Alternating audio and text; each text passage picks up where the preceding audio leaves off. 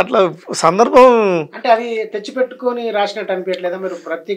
అంటే ప్రతి ఆర్టికల్ మీద రాసుకుంటా పోతే, అంటే ప్రతి వస్తువు మీద రాసుకుంటా పోతే, సో దీని మీద మనం రాయాలి, దీని మీద రాయాలని మనం తెచ్చిపెట్టుకొని రాయడం. తెచ్చిపెట్టుకోండి. ఇప్పుడు అట్లా పాట అంటే వస్తువు మీద పాటలు అనేకం రాసినప్పుడు అంటే మనకు మనమే కూడా కొన్నిటి మీదేమో మానసికంగా మనం ఫీల్ అయ్యించుకునే పాటలు ఉంటాయి. కొన్ని సందర్భాలలో ఎదుటోళ్ళు కొన్ని అంశం చెప్పాడు. అట్లా కూర వండినప్పుడు ఉప్పు తక్కువ ఎక్కువ అనే అంశం మీద ఇప్పుడు మా ఇంట్లో మా సరస్వతి అడిగినప్పుడు ఏంటంటే, ఇన్ని పాటలు రాస్తున్నావు, ఉప్పు అన్నిటికీ మూలం, ఉప్పు మీద పాట రాయి, అది అన్నేసుడు నన్నేసుడు అని ఒక సామెత ఉంది కదా అన్నప్పుడు రాసిన పాట.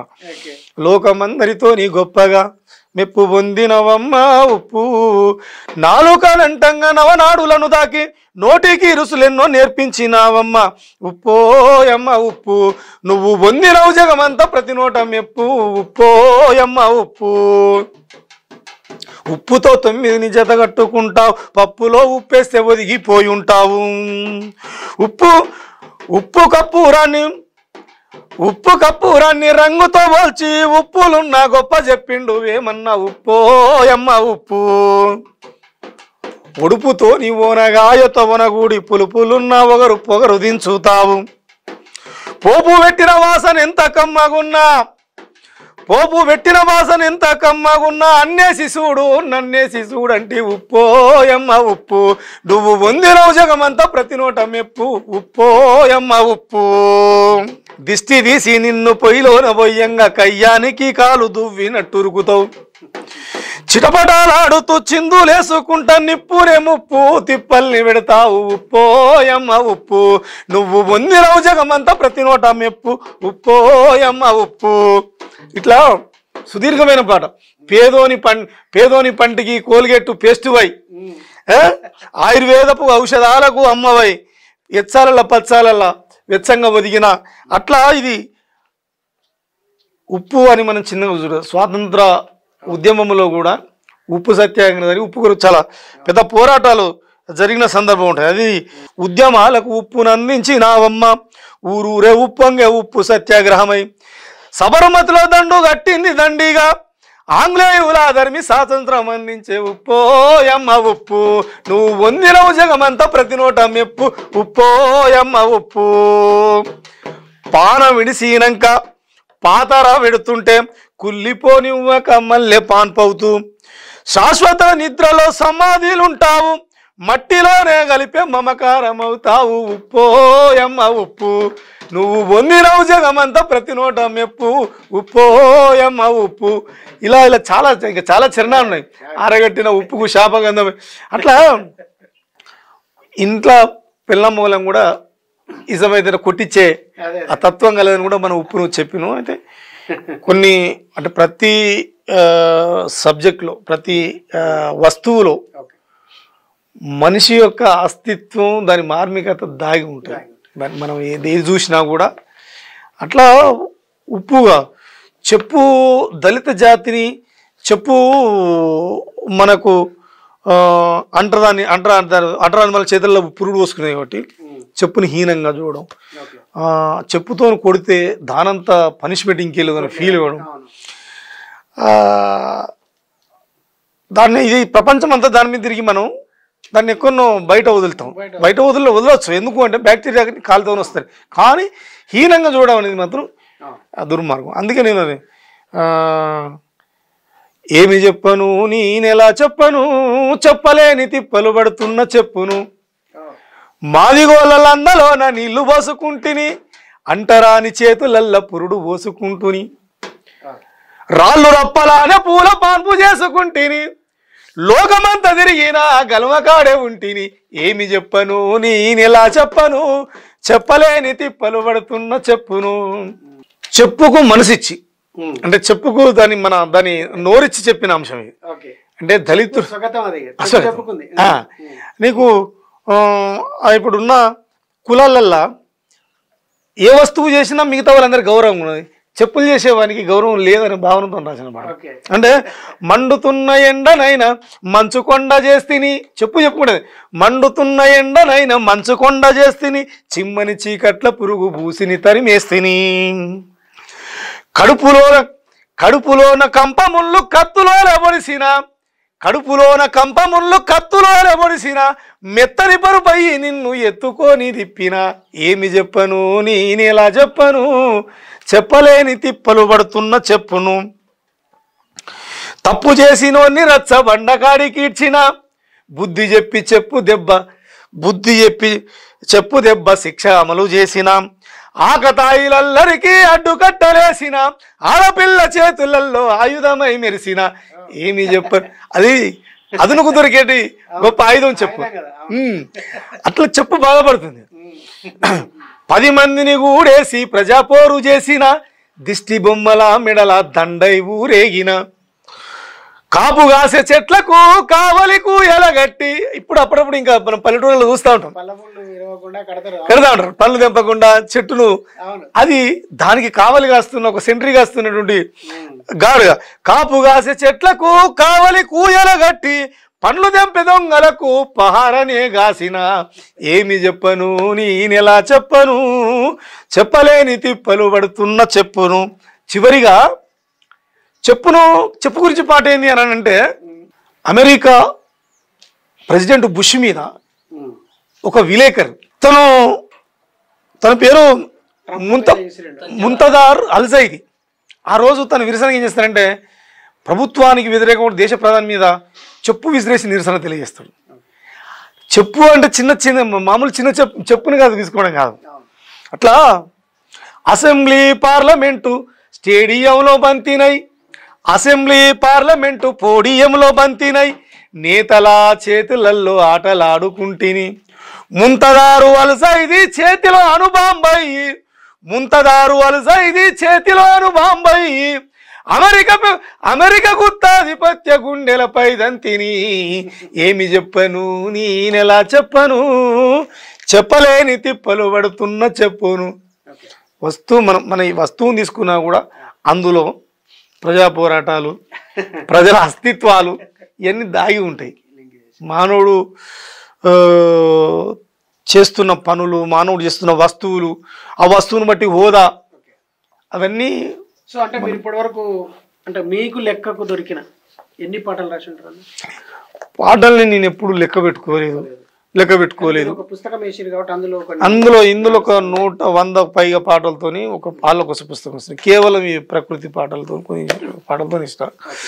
ఇంకా అమరవీరుల పాటలు, మహిళలకు సంబంధించిన పాటలు,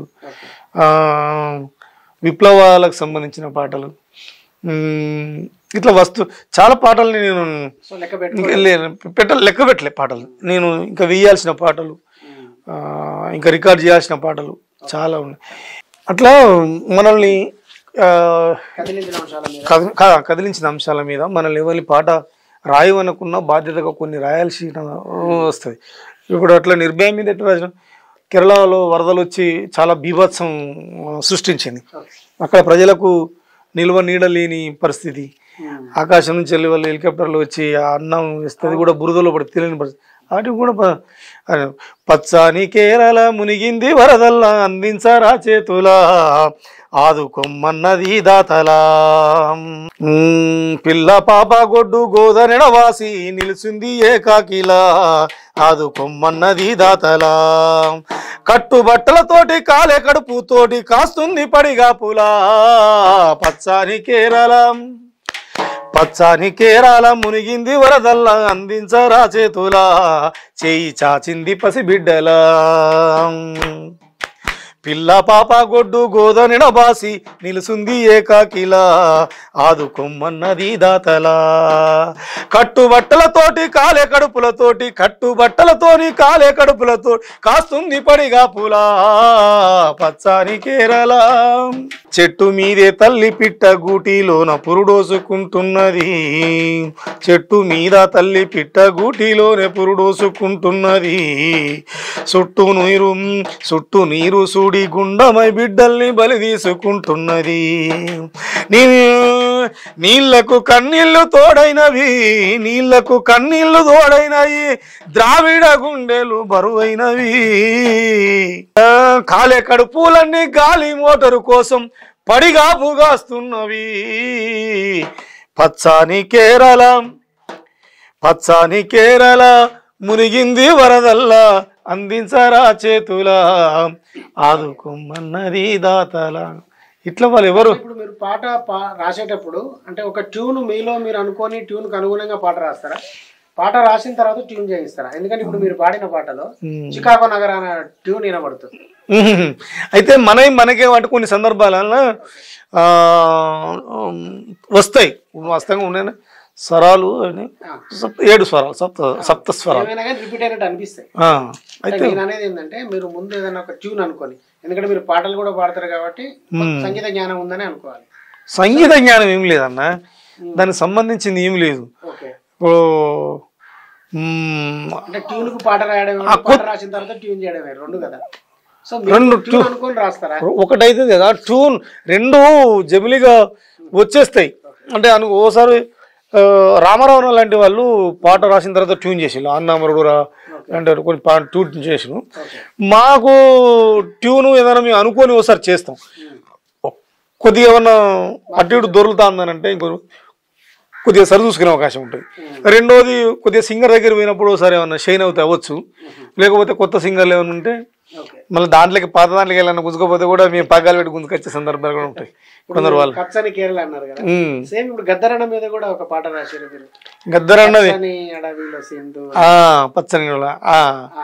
పచ్చని అడవిలో సింధూరం, పాటకు పూసిన మందారం, నెత్తురు దడిసిన భూగోళంపై ఎత్తిన జెండే నీ గానం, నీ పాటే సాయుధ సమరం, అది విప్లవ చరితలో అమరం, నీ పాటే సాయుధ సమరం, అది విప్లవ చరితలో అమరం, గద్దరన్నా నీ గానం గర్జించే యుద్ధ నినాదం, పచ్చని అడవిలో సింధూరం, పాటకు పూసిన మందారం. ఇది మొత్తం గద్దరన్న జీవితం ఒక పాటలో చూపించారు మీరు. అంటే ఆయన జీవితాన్ని ఒక విశ్లేషించడం ఒక విధంగా. గద్దరన్న చచ్చిపోయిన వెంటనే గద్దరన్న నేను ఇల్లు ఒకటి ఏంటంటే, అంటే మీరు స్వతహాగా రాసిరా అది ఎవరన్నా రాయించుకున్నారా? లేలే, గద్దరన్న ఏం పోయినప్పుడు యోచన అడిగి వచ్చిందంటే ఖచ్చితంగా ఇప్పుడు మేము అడిగి పోయిందంటే ఎక్స్పెక్ట్ చేస్తారు. ఇప్పుడు ఛానల్ వాళ్ళు లేకపోతే అక్కడ మేము కూడా ఆయనకు నివాళులు ఏదో ఒకటి పాడాలి కదా. ఆయన లేకపోతే మేము పోయి ఆయన సమాజం కొరకు పాట కొరకు జీవితం అర్పించిన వ్యక్తి. అట్లా అమరు చచ్చిపోయినా కూడా ఏదో ఒకసారి ఆసుగా అక్కడ అనుకుంటాం. అక్కడ మేము గద్దరన్న పోయినప్పుడు ఏమనుకోలేదు, చనిపోయిన తెలియగానే వెళ్ళిపోయాను. ఇక్కడ నుంచి వెళ్ళి నర్సంపేట నుండి మన గుంటి కిషన్ అన్న అని మంచి ఆత్మీయ మిత్రుడు, మంచి లీడర్ అన్న నన్ను వెహికల్ తీసుకుంటే ఆడిపోయిన తర్వాత చాలా రష్, ఇక్కడ ట్యాంక్ బండ్ మీద కుదరలే, అల్వాల్ పోయాను, ఇంటి దగ్గర అల్వాల్ పోయేసరికి అక్కడ TV5 వాళ్ళు వచ్చి మైక్ పెట్టింది. ఏం పడాలని అర్థం కాలే, ఏదో టక్కున మనం ఆసుగా వచ్చిన 4 ముక్కలైతేనండి. నిద్దురపోయిన లోకాన్ని గద్దారన్న నీ పాట, యుద్ధభూమిని చేసిందే గద్దారన్న నీ పాట, మొద్దు బారిన లోకాన్ని గద్దారన్న నీ నోట, గద్దారన్న నీ పాట, పాటతో గుద్ది లేపిందే గద్దారన్న నీ నోట, పచ్చనడవిలో నీ పాట, పండు వెన్నెల కాసిందే ఎన్నో పూసల నీ పాట, తుపాకీ తూటను దాసిందే. ఇంత స్పష్టంగా కూడా పాడలే అక్కడ, ఎందుకంటే అప్పటికప్పుడు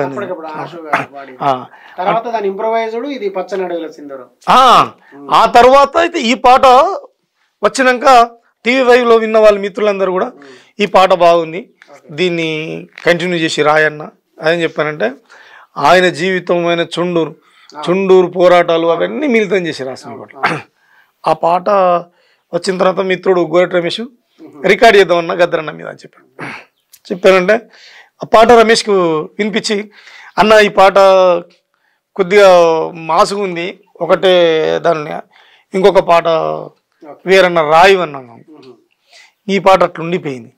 నాగన్న అప్పటికి ఫోన్ చేసి గద్దరన్న చనిపోయింది కదా, ఒక పాట మన వైపు నుంచి గద్దరన్నకు నివాళిద్దాం, సరే మనం గద్దరన్నకు మనకు ఆ సంబంధాలు ఉన్నాయి కాబట్టి మనం ఏమన్నా చేయాలి కదా యోచన అంటే, మరి ఇదే పాట మీరు పాడండి అన్న. అప్పటికే ఆయన ఆరోగ్యం సహకరిస్తలేదు, చాలా ఇబ్బంది పెట్టి పాడించినాం. ఆయనకు ఆ ఉత్సాహం ఉంది కానీ ఆరోగ్యం సహకరిస్తలేదు. అట్లా రెండో పాట రాయాల్సి వచ్చింది. ఏది పచ్చని అడవిలో సింధూరం పాటకు పూసిన మందారం. అట్లా ఇప్పుడు ఈ పాట కూడా రికార్డ్ అయింది.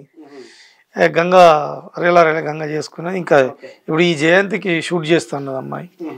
ఒకటి ఇందాక మీ లైబ్రరీ చూసిన కొన్ని బుక్స్ ఉన్నాయి, అందులో ఒక అయాన్ రాండ్ బుక్ ఉంది. అయాన్ రాండ్ అమ్మ అయితే సో అయాన్ రాండ్ వ్యక్తిత్వవాది అంటే ప్యూర్ పర్సనల్ గా నేనే ఇక్కడ క్లారిటీ ఇవ్వాలి మీకు. Okay right. సో అంటే ఆమెను చదివాను. సో దాని గురించి చెప్పండి. ఇక్కడ నేను అందుకే నేను మొన్న పుస్తక సభలో కూడా 50 సంవత్సరాలు ఇప్పుడు 37వ పుస్తక సభలో కూడా నన్ను పుస్తకం ప్రభావితం చేసిన పుస్తకం గురించి మాట్లాడి నాకు స్పష్టత ఉన్నది. నేను ఎటువైపు ఉండాలి అనేది నాకు స్పష్టత ఉంది. నేను ఏం చదివినా స్లిప్ అవ్వనని నాకు అది ఉంది. నేను ప్రాయుడును ఇప్పుడు కూడా తత్వశాస్త్రం చదివిన వాళ్ళ నిలకడని మనం అంచనా వేయవచ్చు. పుస్తకం చదవగానే కాదు, దాన్ని అనుసరించే వాళ్ళు కూడా చాలా అవసరం. మార్క్సిజం కమ్యూనిజాన్ని నువ్వు చదివినప్పుడు, బౌద్ధాన్ని చదివిన తర్వాత నీషేనా ఏంటంటే చదవకూడదు. వాస్తవం మీరు చాలా అసలు నువ్వు ఈ ప్రశ్నలు ఎట్లా అడిగినావు. నేను మొన్న బుక్ ఫేర్లో చెప్పడానికి ఈ విషయం మిస్ అయినా. అయితే నేను ఫ్లోలో ఏం చెప్పిందనంటే ఏది పడితే అది చదవద్దు అని నేనే చెప్పిన వీడియోలో. అది అయితే మీరు పుస్తకాన్ని గమనించాలని అనుకోవాలి. అయన్ రాండ్ని చదివినప్పుడు గందరగోళం పడతాం మళ్ళీ. అయితే ఇందులో రెండు ఉన్నాయన్న. మార్క్సిజం ఏమో సమాజాన్ని గురించి బతుకుమంటది, నీషే ఫిలాసఫీ అయన్ రాండ్ ఏమో నీ గురించి బతుకుమంటది. ఈ రెండింటిని మిళితం చేసి చెప్పగలుగుతా. నీ కొరకు నువ్వు బతికిన సమాజం బాగుపడుతుంది, నీ కొరకు కమ్యూనిస్టులు ఎందుకు కావాలి, నక్సలైట్లు ఎందుకు కావాలి. ప్రతి మనిషి తన కొరకు తాను బతికితే వ్యక్తివాదమే అయినప్పటికీ నాకు నేను సమాజంలో గొప్పగా ఉండాలి అని అనుకున్నప్పుడు నీ కొరకు ఇంకొకటి ఎందుకు ప్రాణత్యాగం చేయాలి. అది ఆ వాదం కూడా రైటే కదా. నీషే అయన్ రాండ్ నీకు ఇది పక్కమతో సంబంధం లేదు, నీ కొరకు ఇది ఆల్ ఓవర్ పర్సన్ కనుక సీరియస్గా తీసుకొని నీకు నువ్వే బతికినప్పుడు, నీకు నువ్వే కష్టపడ్డప్పుడు, ఇందాకనే అనుకున్నావు తండ్రి ఒక్కడి చేస్తే కుటుంబం అంతా భారంగా మీద పడి బతికే సమాజంలో, భారత సమాజంలో ఉన్నాం మనం. ఈ బయట ఫారిన్ కంట్రీలకు పోతే కొన్ని రూల్స్ అండ్ రెగ్యులేషన్స్ ఉన్నాయట. ప్రభుత్వాలే చదివించడం, ప్రభుత్వమే ఉద్యోగం ఇవ్వడం, ప్రభుత్వమే వాళ్ళకు ఎంత క్వార్టర్ కావాలో, ఎంత ఇల్లు కావాలో అంత ఇవ్వడం, ఇవన్నీ ఎంత జీతం కావాలో అంత ఇవ్వడం, ముసళ్ళకి ఏం చెప్పాలి, వృద్ధులకి ఏం చెప్పాలి, ఇవన్నీ అవి భారతదేశంలో అట్లా లేదు. స్వతంత్రం ఎంత గొప్పదో, ప్రజాస్వామ్యంలో మనకు స్వేచ్ఛ ఎంత గొప్పదో అంత దుర్మార్గం అయింది కూడా. అంటే స్వేచ్ఛ ఉండకూడదా అని మాట్లాడితే మళ్ళీ అది వేరే మాట్లాడుకోవచ్చు. ఇట్లా నీకు నువ్వే అయన్ రాండ్ సిద్ధాంతం ప్రకారం, నీషే ఫిలాసఫీ ప్రకారం నీకు నువ్వే ప్రతి మనిషి అనుకొని బాగుపడి బతికితే అది కూడా సంతోషమే కదని అంటాను. సో ఎక్కించుకున్నారా అయన్ రాండ్? అదొక భాగం అన్న. అది కూడా ఒక ఫిలాసఫీ. నీ అదే అంటున్నా కదా. మార్క్స్ దేశాలు వెలివేయబడంగా పిల్లలను చంపుకొని తన భార్య ఎవరు మా జెన్నీ పిల్లలకు పాలిస్తుంటే రక్తం వస్తుందని కుటుంబాన్ని త్యాగం చేసుకొని మిగులు విలువలు, మిగులు సిద్ధాంతం, దాని శ్రమ దోపిడి, ఇది ఆయన రాయడం వల్లనే సమాజం ఇట్లుంది. నేను కాదనట్లేదు. ఆయన అంతా కష్టపడి రాస్తే వీళ్ళు ఏ సినిమాలో ఉంటే ఇది కూడా రాసిళ్ళు, చల్లగాలి గూకొని ఇది కూడా రాసిళ్ళు. నీసే ఫిలాసఫీ రాసిళ్ళు, అయన్ రాండ్ ఆమె రాసింది. కానీ రెండింటిని బేరేజ్ చూసినప్పుడు మీరే ఈ సిద్ధాంతం ప్రకారం మెదిలినా కూడా మార్క్స్ అంత ఇబ్బంది కాకపో, అంబేద్కర్కి ఇంత బాధ రాకపోని నేను అంటాను. సమాజం అంతా ఇవాళ వాళ్ళు బాగుపడితే మంచిదే కదా. అట్లా అది ఎక్కించుకున్నామనంటే మనం ఎక్కువ పుస్తకాలు చదవడం వల్ల, ఎక్కువ సిద్ధాంతాలు పరిచయం కావడం వల్ల మనలో గందరగోళం అనేది ఒకటి వస్తుంది, కంపల్సరీ వస్తుంది. కాకపోతే గందరగోళానికి మీరేమో గురయ్యిరా? లేదు, అస్సలు ఛాన్సే లేదు అట్లా గందరగోళానికి గురి అయితే అనిపిస్తుంది. అంటే ఈ రెండింటిని మనం సమీక్ష చేసుకొని చూసుకుంటే ఇట్లా కూడా బాగుపడచ్చు. ఒక వ్యక్తి ఒక ఒక అక్షరాన్ని ప్రతిపాదన చేసిండు అని అంటే దాంట్లో ఏదో ఒక సూత్రం లేకుండా ఉట్టిగానే పిచ్చిరాతలు రాసి అయితే చేయరు. తనదొక థీరీ. దీన్ని బట్టి చూస్తే అందుకే ఇప్పుడు చెప్పినట్టు అంబేద్కర్ ఎందుకు కష్టపడాలి, మార్క్స్ ఎందుకు విలువ ఇవ్వడాలి, ఎంగిల్స్ తన ఆస్తిని ఈయనకి ఎందుకు దారదత్తం చేసి పుస్తకాలు వేయాలి, విమర్శలు రాయాలి, ఇవన్నీ పెద్ద వాళ్ళది కూడా రైట్. వీళ్ళ పద్ధతి ప్రకారం పోతే వాళ్ళకి అన్ని బాధలు రాకపోవచ్చు అని నేను అంటాను. మీ పాటలు వందలలో ఉన్నాయి. మనం ఇట్లా మాట్లాడుకుంటూ పోతే ఒక రోజు 2 రోజులు కూడా దాని మీద మనం డిస్కస్ చేసుకుంటూ పోవచ్చు. సో మొత్తంగా మీకు పాటల అంటే సాహిత్యం, మీ పాటల రచన స్టార్ట్ అయిన కాడి నుంచి నిన్న మొన్నటి వరకు మీరు రాసిన పాటల వరకు అంటే ఎక్కువగా మీరు మదనపడి రాసింది లేదంటే మీకు ఎక్కువ సంతృప్తినిచ్చింది ఏ పాట? ఎట్లంటే దానికి సరైన ఆన్సర్ ప్రతి పాటను కూడా దేన్ని నేను పైన రాసిన సందర్భాలు ఏం లేవు. రాస్తున్నానంటే అది మనసు పెట్టి రాయడం. దాన్ని అది రాసిన ప్రతి పాట కూడా ప్రజల మన్ననలు పొందింది. నాకు కూడా అన్ని చాలామంది వేదికల మీద పాడుకున్నాను. డప్పు పాటను, ఇటు ప్రకృతి పాటలు, ఇటు విప్లవ పాటల్ని అని పాడుకుంటా ఉన్నారు. మహిళల పాటల్ని పాడుకుంటా ఉన్నారు. నాకు నా పాటల మీద నేను ఆన్సర్ అంటే నేను సంతృప్తి పడడం కంటే ప్రజలు మాట్లాడుకున్నప్పుడు నాకు సంతృప్తినిస్తాయి. కొన్ని సంఘటనలు చాలా వండరనిపిస్తాయి. పసునూరు రవీందర్ అన్న ఒంటరి యుద్ధ భూమి పుస్తకం వేస్తా అంటే పుస్తక ఆవిష్కరణ వేస్తాను. రమేష్ గోరటి నేను బండి మీద నన్ను ఉప్పల్లో దించడానికి వస్తూ ఉంటే మధ్యరాత్రి 12 అవుతుంది. 12 అయినప్పుడు ఆకలి అవుతుంది బాగా, ఏం తినలేదు. ఒకటి మొబైల్ టిఫిన్ సెంటర్ ఒకటి ఉన్నది, ఏది తార్నాకకు మధ్యలో, ఉప్పలకు ఎస్వికేకు మధ్యలో వస్తుంటే తను ఆడ ఏమైనా ఉందా లాస్ట్కు చదువుకుంటున్నారు. ఆకలితో అంటే ఒక 2 దోషాలు ఇస్తామని చెప్పి చెరోట్ వేసుకుంది. అదే లాస్ట్. అక్కడికి పోలీస్ వ్యాన్ వచ్చింది, పెట్రోలింగ్. అయితే గబరా కానీ వాళ్ళను తీసేయదని చెప్పి క్లోజ్ చేసి వాళ్ళని బెదిరిస్తా ఉన్నారు. యాక్చువల్ ఇంత ఈ టైం దానికి ఎట్లా ఆ కానిస్టేబుల్ వచ్చి వీళ్ళు అది ఎంత తీసే ఇక్కించాలని అడవడి చేసిన క్రమంలో తినడం అయిపోయింది దాదాపు. అందులో నుంచి వెళ్ళి ఒక ఎస్ఐ దిగి వచ్చి, అన్న మీరు యోచన కదా అన్నాను. అంటే అవును అన్న, మీ పాటలు అంటే నాకు చాలా ఇష్టం, నేను మీ ఫాలో అన్నాను.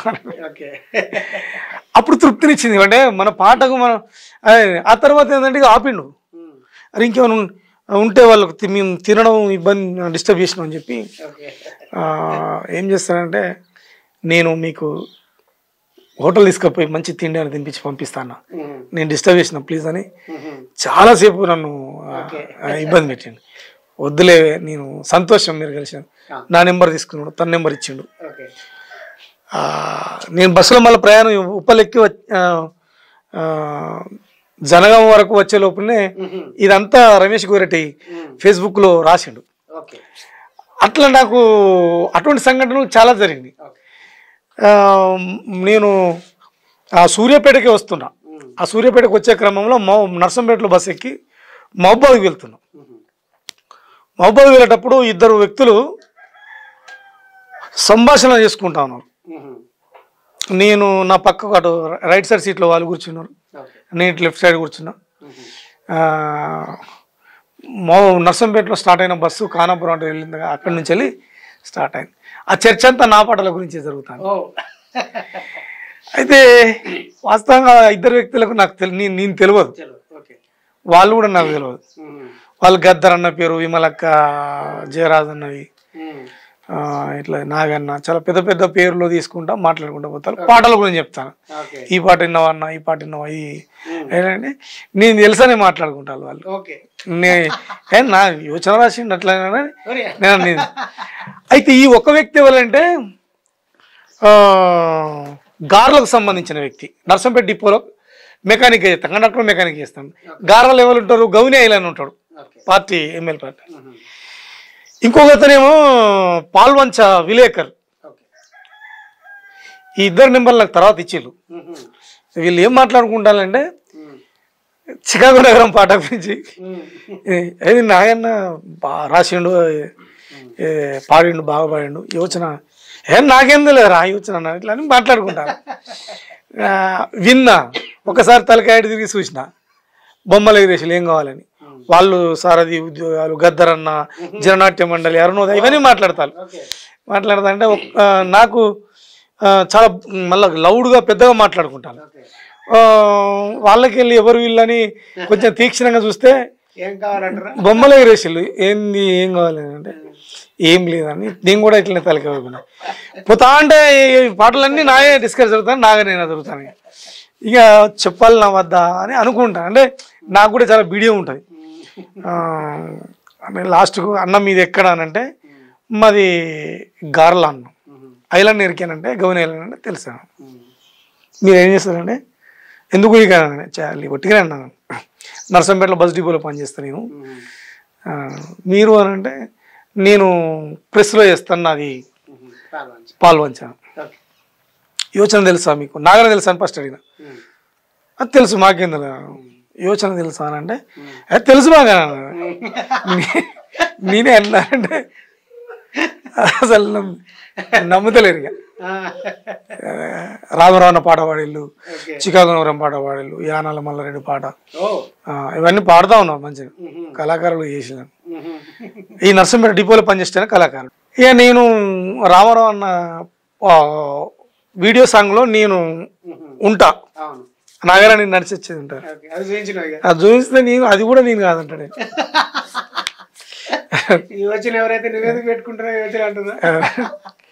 అన్న తర్వాత మళ్ళీ ఇంకా కొన్ని సంఘటనలు ఎదిగించిన తర్వాత నా కలవడం అదృష్టం ఇట్లా అట్లా అని చాలాసేపు మాట్లాడి మొబైల్ దిగిన తర్వాత మొబైల్ నుంచి మళ్ళీ సూర్యాపేట బస్ ఎక్కాలి. ఇక్కడ దిగిన తర్వాత వాళ్ళు అక్కడికి ఎండ్ అవుతారు ఆయన పాలన. అట్లా కొన్ని సంఘటనలు మన పాట ఎంతవరకు వెళ్ళిపోయింది అనేది ఏమవుతుందో అది అతృప్తి ఉంది. కొన్ని దిక్కులకు వెళ్ళినప్పుడు కుమరం మేము పాటలు లాంటి కొన్ని రింగ్ టోన్లు కనిపించినప్పుడు, నాకు నచ్చినప్పుడు, ఆదిలాబాద్ పోయినప్పుడు ఆదివాసి సుట్ట ఇంత నెత్తికి అది పాక చుట్టుకొని మంచి మంచి సుట్టేసిండు, చిన్న ఫోను, కుమరం మేము రింగ్ టోన్ పెట్టుకున్నాడు. అట్లాంటివి కొన్ని చూసినప్పుడు సంబరం అనిపిస్తుంది. రెండవది మన సునీలు మేమందరం అప్పుడు డ్యూటీకి వెళ్తా ఉంటాం, ట్రాక్టర్లలో పాటలు వినబడతా ఉంటాయి. మా మిత్రుడు ఇప్పుడు సునీల్ తాళ్ళ సునీలు, మేమందరం డ్యూటీకి అటెండ్ మా మిత్రులు వెళ్ళినప్పుడు ఏంటంటే ఈ పాటలన్నీ ట్రాక్టర్లో పెట్టుకుని వ్యవసాయదారులు వాళ్ళు వీళ్ళు పెట్టుకొని వినుకుంటా మంచిగా బాగా చేస్తాడు. అయితే ఓసారి ట్రాక్టర్లు వస్తుంది కానీ మన పాట వస్తుందని చెప్పి ఆ ట్రాక్టర్ ఆయనకు సెల్ తీసి వీడియో పెడితే నక్సలైట్ పాట టక్కున పని చేసి చేస్తే కావాలని చేస్తారు మరి లేదు అని మనోడు చెప్పిండు. సునీల్ చెప్పి పాట అన్న రాసిందే యోచన అంటే దిగొచ్చి కావాలిసుకొని అన్నబ్బా నా వదిలేని ఎప్పటికి వింటావు అన్న అని చెప్పాను. ఇటువంటివి వెళ్ళినప్పుడు సంతోషం అనిపిస్తాయి. అంటే మన పాట ఏది హైలైట్ అయిందో ఏది అదే అయిందో మనకు తెలియదు. నాకన్నా కూడా 100 సార్లు మీ ఇద్దరం అనుకున్నాయి పాట ఎట్లున్నానంటే మనకు మనం బ్రహ్మాండంగా కుదరదు, పబ్లిక్ అనుకోవాలి యోచన అని అనేది ఆయన. నా దగ్గర ఒక రోగం ఏంటంటే ఒక పాట రాసి కొత్త పాటను ఒక 5-6 సార్లు 10 సార్లకు ఎక్కువ వింటే ఇక మంచి అనిపించేది, ఇక వదిలేస్తాయి. ఇక మళ్ళీ దాన్ని వినలేని ఇక దాని గురించి కూడా పట్టించుకోలేదు. ఇప్పుడు మళ్ళీ ఇంకేదన్నా ముందు పాట రాయడం కొరకు ఆలోచించిన కానీ ఇంకా దాన్ని పట్టుకొని ఇప్పుడు మెడకలేదు అన్న. ఇప్పుడు మీరు విప్లవ పాటలు రాసిరు, విప్లవ పార్టీలో పనిచేసే అమరులైన గురించి రాసిరు, ప్రకృతి గురించి, నిత్యావసరం, దాదాపు అన్ని రంగాల గురించి. అంటే మీ పాటలలో మీ లైన్లో ఈ దళిత బహుజన సాహిత్యం ఏమన్నా ఉందా? చాలా ఎక్కువ రాసిన నేనే. బహుజన కవి ఉండి దళితుల కంటే నేను ఎక్కువ రాసిన. కాకి మీద రాసిన, డప్పు మీద, ఏదైతే ఈసరించబడ్డ వస్తువులు అంటరాని వస్తువులను ఫీల్ అయిన వాటని మీద రాసిన. డప్పు నోయమ్మ నేను దరువు నోయమ్మ, కడుపులో నా పేగు కదిలి ఉరుముతున్న బరువు నోయమ్మ, డప్పు నోయమ్మ నేను దరువు నోయమ్మ, కంట్రోలు బియ్యపు సాటింపు నోయమ్మ కాకి పడుగుల కన్న తల్లిని నేనమ్మ బుర్ర కథకు తోలు బుర్రను నేనమ్మ కాటి కాపరితోటి సోపతి నాదమ్మ ఆ ముద్దుగా నన్ను డోలన్నరో మధ్యల మూతన్నరో సన్నాయి మేళం నన్నన్నరో లెల్లాయి సప్పుల లెల్లన్నరో డప్పు నోయమ్మ నేను దరువు నోయమ్మ డప్పు నోయమ్మ నేను దరువు నోయమ్మ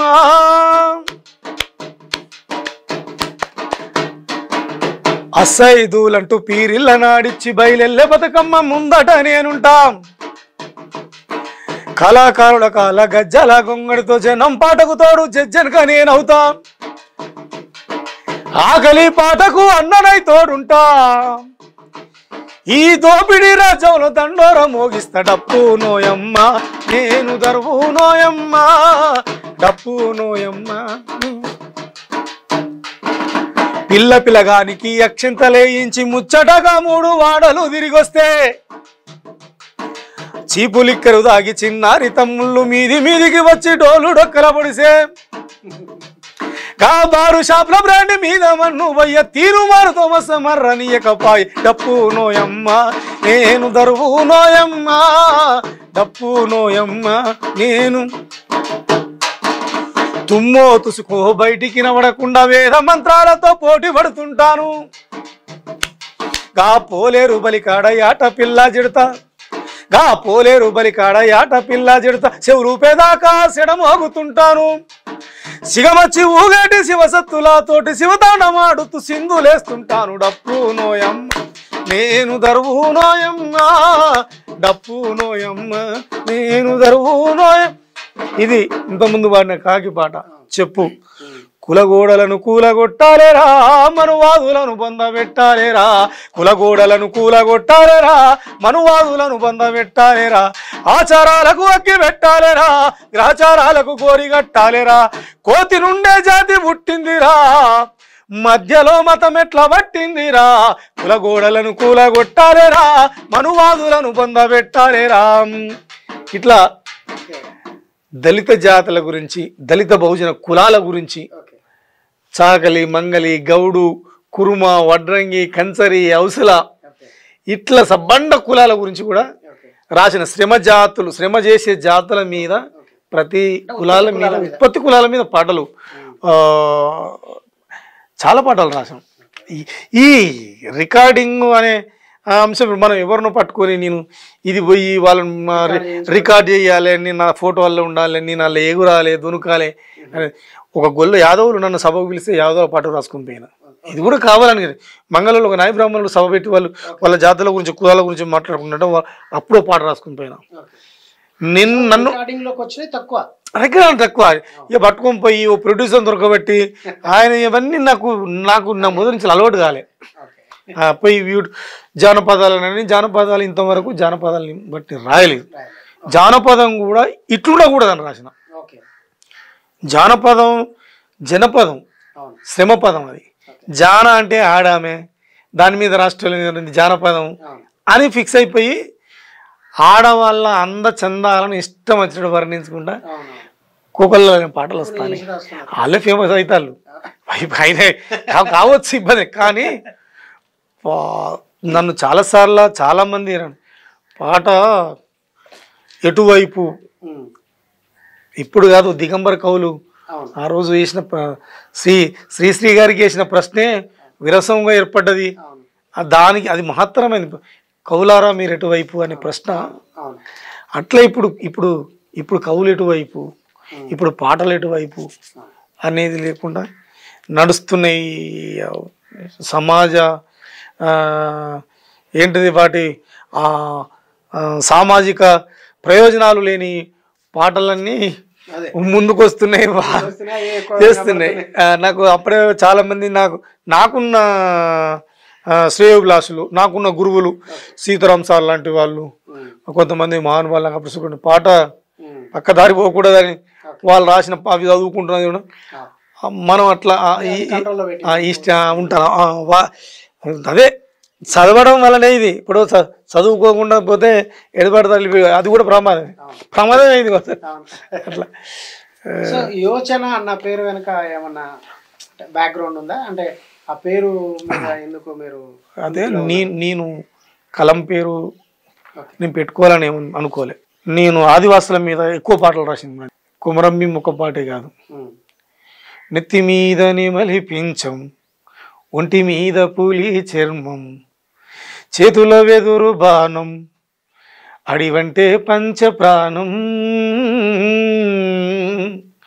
కొండ కోనల్లో పుట్టి పెరిగినోళ్ళం, ఆది మానవుని ఆనవాళ్ళం, దింసాదు సాడి ఆటగాళ్ళం, రేల పాటగాళ్ళం, పాటతోనే వేటతోనే జీవించటోళ్ళం, ఆదివాసులం మేము మూలవాసులం, ఆదివాసులం మేము మూలవాసులం, కొమరం భీము వారసులం, కొండ కోనల్లో పుట్టి పెరిగినోళ్ళం, ఆది మానవుని ఆనవాళ్ళం.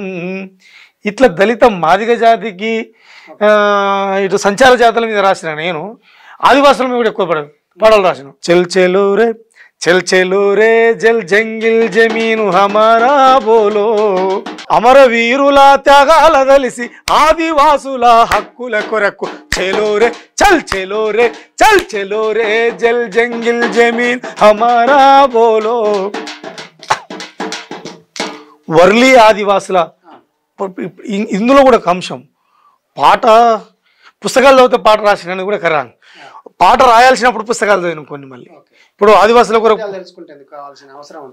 ఆదివాసుల మీద పాటలు రాయాల్సి వచ్చినప్పుడు వర్లీ పోరాటాల మీద వీరులగన్నది పాట నాగన్నకు నాకు వర్లీ గోదావరి పర్లేకరు మొగ ఆయన అని నాగన్న కాదు కదన్న ఆడమే అంటే మళ్ళీ దాన్ని సమీక్షించుకొని మళ్ళీ పుస్తకం తీసుకుని చదివి ఒక క్లారిటీ అవునా కాదా రైట్ అని అనిపించుకున్న తర్వాత ఆయన కూడా అంత స్పష్టంగా ఉండే. వీరులగన్నది రణధీరులగన్నది అడవి, వీరులగన్నది రణధీరులగన్నది అడవి, నిప్పులు చెరిగే పోరాటంలో నిప్పులు చెరిగే పోరాటంలో ఆ తుప్పల మాటున నడిపిన అడవి, వీరులగన్నది రణధీరులగన్నది అడవి, వీరులగన్నది రణధీరులగన్నది అడవి. పచ్చని ఎడవమ్మ ఒడిలో వెచ్చని నెత్తుటి దారలు, ఎండిన ఆకుల గుండెలా తట్టి లేపేనా చారలు, మానని గాయాల మధ్య మరువని త్యాగాలతోని, మానని గాయాల మధ్య మరువని త్యాగాలతోని, తిరిగి రాని బిడ్డలను ఒడిలో దాసుకున్నది ఎడవి, వీరులగన్నది వీరవనితలగన్నది అడవి, వీరులగన్నది వీరయోధులగన్నది అడవి.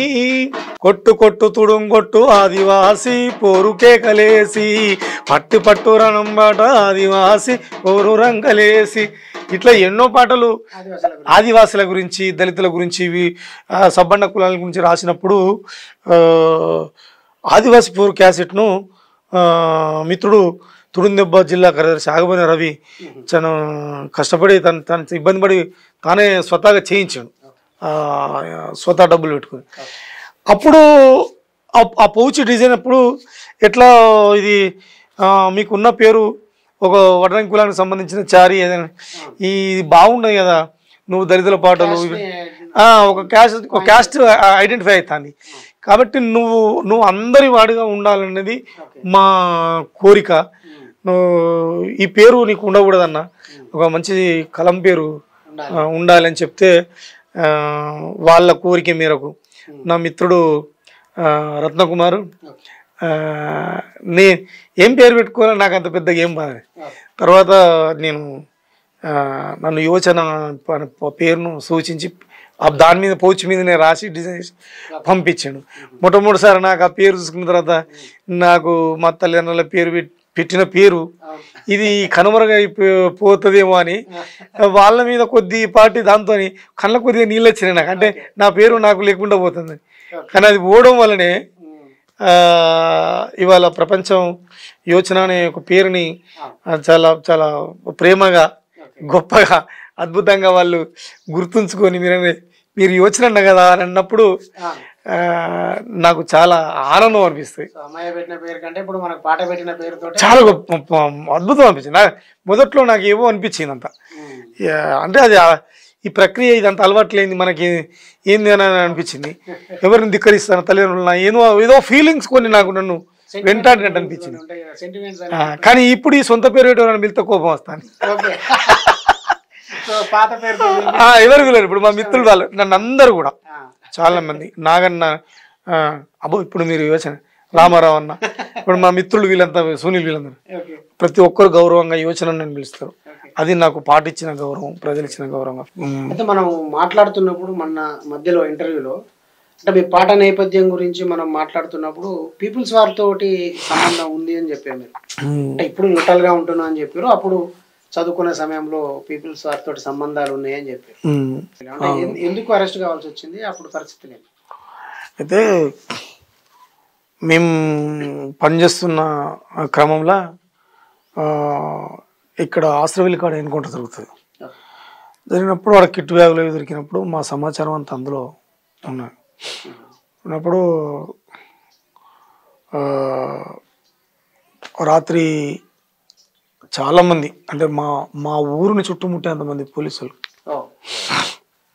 వచ్చి ఇక్కడ ఇదే ఊరు ఈ గ్రామంలో ఇంకో అబ్బాయి భాస్కర్ అని అవసరాల అబ్బాయి, ఇంకో తండకు సంబంధించిన వీరన్న అబ్బాయి, వీళ్ళిద్దరూ నర్సంపేటలో నాకు జూనియర్లు.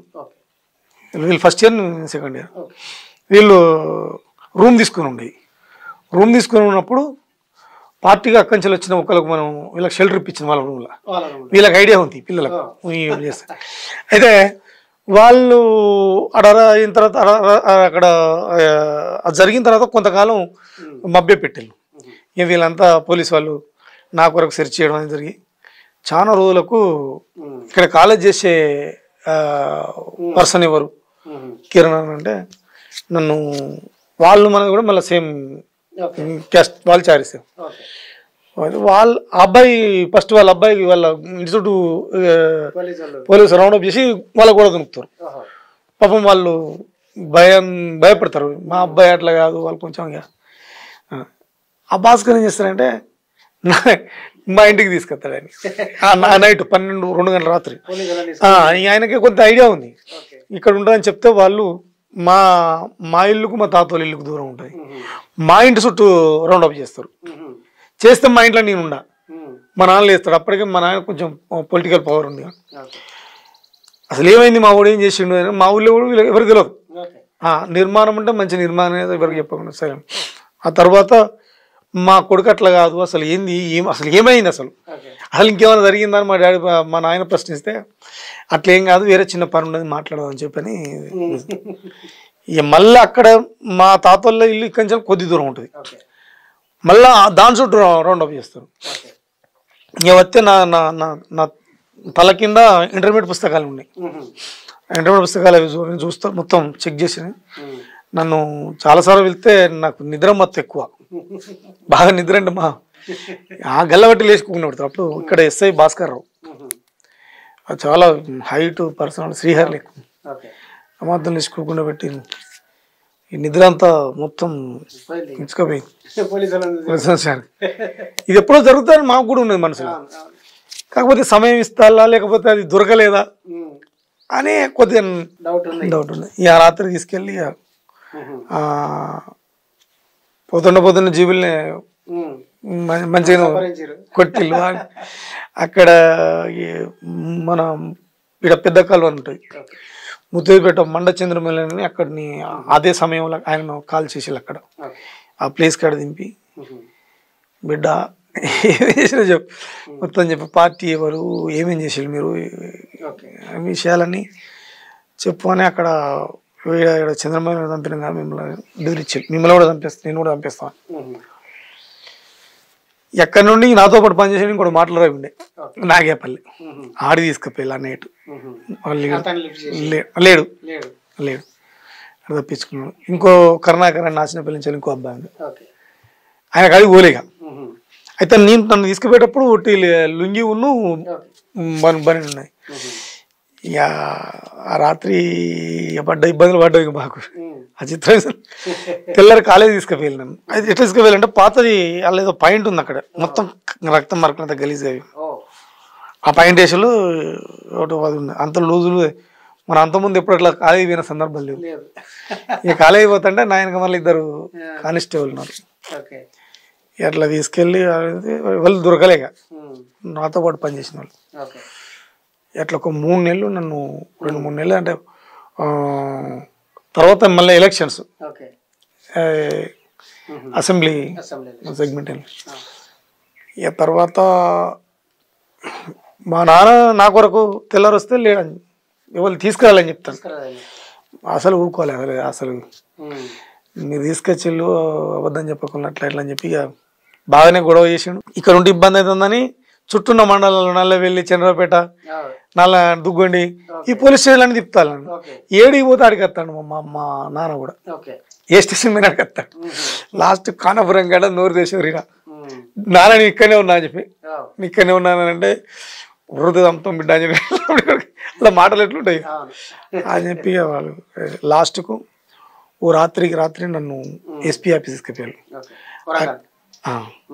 అక్కడ ఏఎస్పీ కాంతారావు ఉండే ఆయన ఏడున్నా కానీ చాలా మహానుభావుడు చాలా నిదానంగా కూర్చోబెట్టి మా కొరకు నేను ఫస్ట్ ఇయర్ క్లాస్ టాపర్ మళ్ళీ మా బ్యాచ్లో మా ప్రొఫెసర్ మా ఉన్న లెక్చరర్లు అందరూ పోలీస్ స్టేషన్కి వచ్చారు వచ్చి నా గురించి చాలా గొప్పగా ఆటలలో కబడ్డీ రన్నింగ్ విషయంలో మంచిగా అప్పుడున్న ప్రకాష్ రెడ్డి ఎమ్మెల్యేతోని 2 సార్లు స్పోర్ట్స్లో నేను అవార్డు తీసుకున్నాను అప్పుడు ఆయనతో. అట్లా వాళ్ళు చదువులు కానీ దాని వాళ్ళు బాగా ఇష్టంగా ఉండేది. ఆ పాటలో ఉన్నాం కాబట్టి వాళ్ళని ఆడపిల్లలకి ఏమైనా అన్యాయం జరిగినా కూడా వాళ్ళు మాకు చెప్పుకునేది మేము దాన్ని వాళ్ళు యాక్షన్ తీసుకునేది కొట్టేది అదే జరిగిందంత. అట్లా సార్లు అందరూ కాలేజీకి వచ్చి అడగడం ఇక ఏసీపీ గారి ఏఎస్పీ కాంతారావు సార్కు ఆయన బాధపడ్డాడు ఎందుకు రాని ఆయన జీవితాలు లాగా తీసుకున్నట్లు ఆయన వేళ ఆయన చెప్పి లాస్ట్ రిమైండ్ పంపిస్తే ఎగ్జామ్స్ ఇస్తాను మళ్ళీ ఇక చావు నుంచి అయితే తప్పిపోయాను కేసులు ఉన్నాయి అక్కడ ఈడ మళ్ళీ 3 మర్డర్లు జరిగింది. రెడ్డి మన మర్డర్ జరిగింది అప్పుడే గంట ప్రతాప్ రెడ్డి మర్డర్ జరిగింది అక్కల సాంబయ్య మర్డర్ వాళ్ళని బొమ్మని కూడా నేను చంపడానికి నేను నా మనసు సాహసించే తత్వం కాదు నేను అటువంటి వాటిలో దీంట్లో వాటిలో పాల్గొనలేదు. నేను అప్పుడు చెప్పినా నమ్మలే పోలీసులు.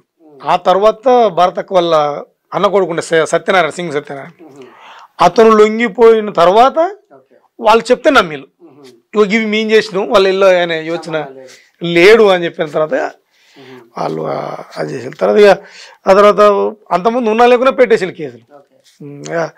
ఆ తర్వాత రిమాండ్కు పంపించేసిన తర్వాత ఎగ్జామ్స్ వచ్చాయి.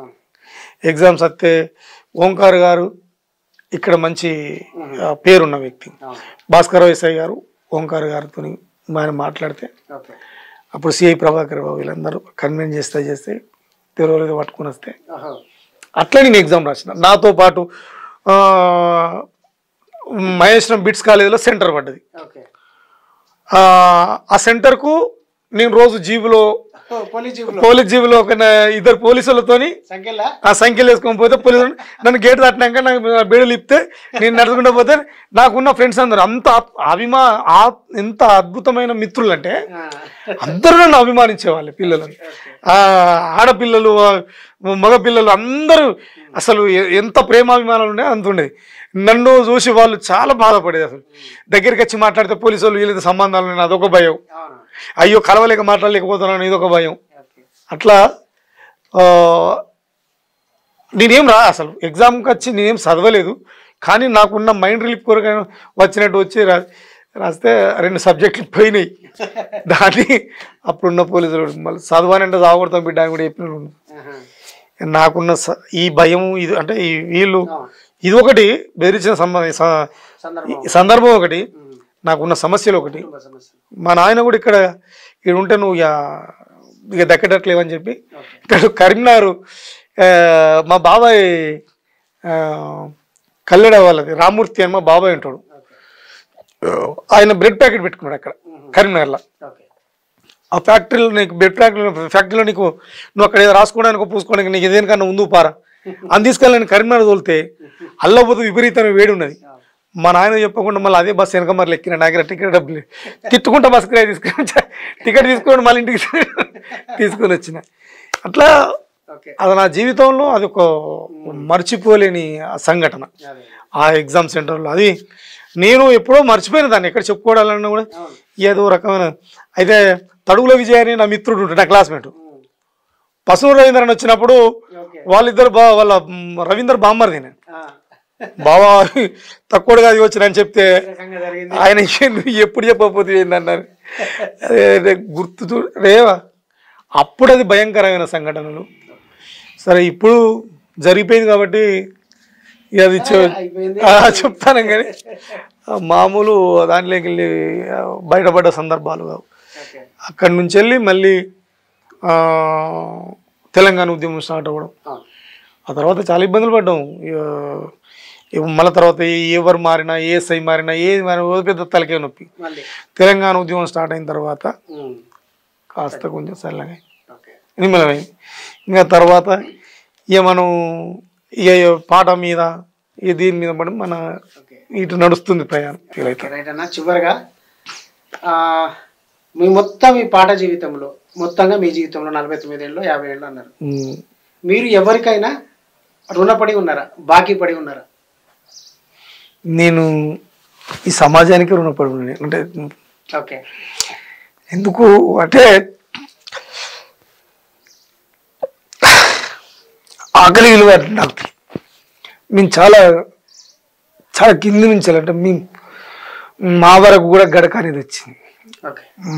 మా నాన్న జైలుకి వెళ్ళినప్పుడు మా ఇల్లంతా కొట్టుకుపోతుంది. అయితే ఈ సమాజానికి ఎందుకు రుణపడి ఉన్నాం అని చెప్తాను అంటే మాది మేము చాలా చిన్న పిల్లలం. మట్టి గుడిసె, గడ్డి గుడిసె, మట్టి గోడలు మరి గడ్డి గుడిసె. నేను మొదట్లో చెప్పినప్పుడు ఆ చిన్నబద్దు చనిపోయిన తర్వాత నాదు అని ఒక కాంగ్రెస్ అతను కూడా చంపేస్తారు పరస్పర దాడులలో వీళ్ళు.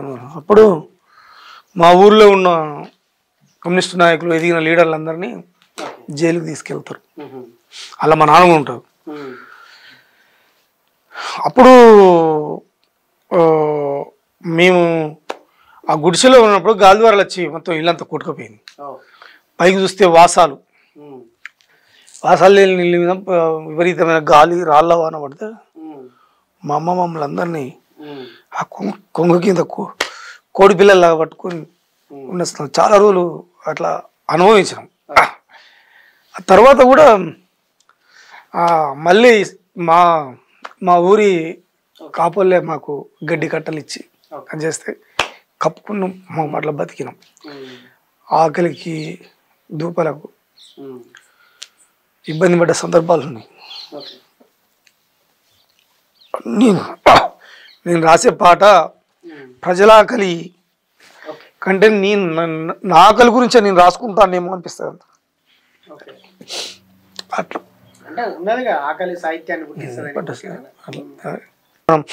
పని చేసుకొని బతికే దాంట్లో అందరూ విమర్శించారు పాట. మా కుటుంబంతో పాటు మా ఊరు కులం తెలిసిన మిత్రులు ఎందుకు వీడు పని చేసుకుని బతకక ఈ పాట ఏంది, తిరగడం ఏంది, ఎగతాలు చేసిన వాళ్ళే ఎక్కువ. ఎవరేం మనం అన్నిటికి తెగించి పోవడమే. ఈ వెళ్ళినాక పడ్డ కష్టాలంటే నా జీవిత సహచరి తప్ప ఎవరికి అంత కాలేదు. ధన్యవాదాలు. కొత్త సంవత్సరం థ్యాంక్ యూ అన్న. రోజే కలిసే ఛాన్స్ దొరికింది. ఎప్పటి నుంచో మిమ్మల్ని ఇంటర్వ్యూ చేయాలనుకున్నాం, కుదరలేదు. మా ఇంట్లో వల్ల అది సాధ్యమైంది. అన్న చాలా సంతోషం. చాలా